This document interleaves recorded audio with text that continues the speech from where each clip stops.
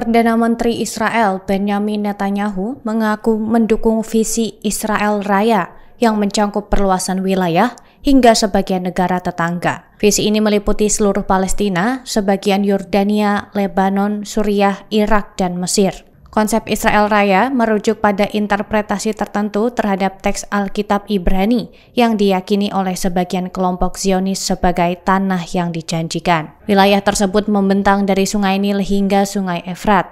Dalam wawancara, Netanyahu menegaskan keterikatannya pada visi tersebut. Ia mengaku merasa sedang menjalankan misi sejarah dan spiritual bagi generasi Yahudi.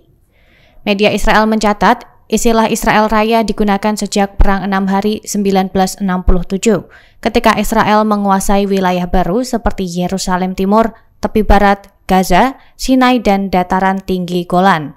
Pada Januari lalu, Kementerian Luar Negeri Israel mempublikasikan peta yang memasukkan sebagian besar wilayah negara tetangga ke dalam klaim Israel. Langkah ini menuai kecaman dari sejumlah negara Arab. Dikutip Rabu 13 Agustus 2025, Qatar, Uni Emirat Arab, Yordania, Palestina, dan Arab Saudi mengecam peta tersebut sebagai bentuk pelanggaran hukum internasional. Mereka menilai klaim itu sebagai upaya ekspansi wilayah secara sepihak. Netanyahu menganggap visi tersebut sejalan dengan sejarah bangsa Yahudi. Perdana Menteri Israel Benjamin Netanyahu menyatakan pihaknya akan mengizinkan warga Gaza untuk pindah ke luar negeri. Langkah ini berlaku selama dan setelah operasi militer di jalur Gaza. Pernyataan tersebut disampaikan Netanyahu dalam wawancara pada Selasa 12 Agustus 2025. Ia menyebut hal itu sebagai situasi yang umum terjadi di setiap konflik bersenjata. Netanyahu menegaskan kesepakatan parsial dengan Hamas sudah tidak relevan. Israel kini fokus pada kesepakatan komprehensif untuk mengakhiri perang. Israel tidak ingin ada sandera yang tertinggal di tangan Hamas. Netanyahu mengungkapkan 5 syarat mengakhiri perang antara lain melucuti senjata Hamas, menetralkan persenjataan Gaza, dan membebaskan semua tawanan Israel. Menurutnya, Israel telah menguasai 70 hingga 75% wilayah Gaza. Target selanjutnya adalah merebut kota Gaza dan satu benteng terakhir Hamas lainnya. Ia menghindari penggunaan kata pendudukan dan menggantinya dengan kata kontrol.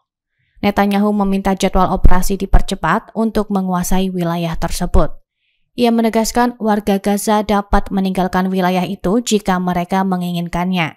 Hal ini menjadi bagian dari strategi Israel di tahap akhir perang. Pengusaha dan politikus Palestina, Samir Khalila, mengaku mendapat tawaran dari Amerika Serikat untuk menjadi gubernur Gaza setelah perang usai. Ia menyebut usulan itu datang beberapa bulan lalu. Menurut Khalila, Washington menganggapnya kandidat independen yang tidak terafiliasi dengan faksi politik Palestina manapun. Ia mengajukan syarat agar Amerika mengakui legitimasi Palestina dan menempatkan pasukan Arab di Gaza. Dikutip Rabu 13 Agustus 2025. Tawaran itu disebut disampaikan melalui seorang kontraktor Kanada yang bekerja dengan pemerintah Amerika. Khalila mengklaim telah membahasnya langsung dengan Presiden Palestina, Mahmud Abbas. Khalila memiliki latar belakang panjang di pemerintahan dan dunia usaha. Ia pernah menjadi Sekretaris Jenderal Kabinet Ahmed Kurey, pejabat di Kementerian Ekonomi, dan memimpin sejumlah lembaga ekonomi Palestina. Selain itu, ia terlibat dalam perundingan Perjanjian Oslo dan Protokol Ekonomi Paris dengan Israel. Khalila lahir pada 1957 di tepi barat dekat Sungai Yordan. Pernyataannya memicu keras dari otoritas Palestina. Kepresidenan menilai sikap Khalila sebagai bentuk penyimpangan dari posisi resmi Palestina.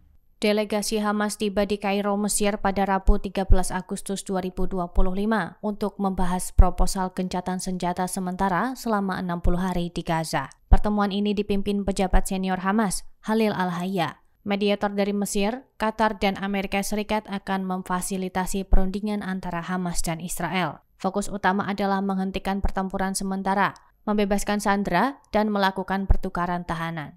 Bantuan kemanusiaan dalam jumlah besar juga menjadi bagian pembahasan. Gaza saat ini menghadapi krisis pangan, air bersih, dan layanan medis.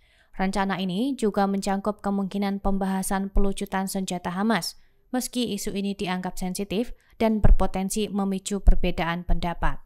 Menteri Luar Negeri Mesir Badr Abdelati menyatakan optimisme tercapainya kesepakatan penuh jika kedua pihak menunjukkan kemauan politik. Upaya ini bukan yang pertama kali. Sejak 2024, Hamas dan Israel telah beberapa kali mengadakan perundingan di Kairo, namun beberapa di antaranya berakhir buntu. Bulan lalu pembicaraan sempat gagal setelah delegasi Israel dan Amerika menarik diri dari meja perundingan di Doha. Mereka menilai tuntutan Hamas terlalu berat, termasuk gencatan senjata permanen dan penarikan pasukan. Download Tribun X sekarang, menghadirkan lokal menjadi Indonesia.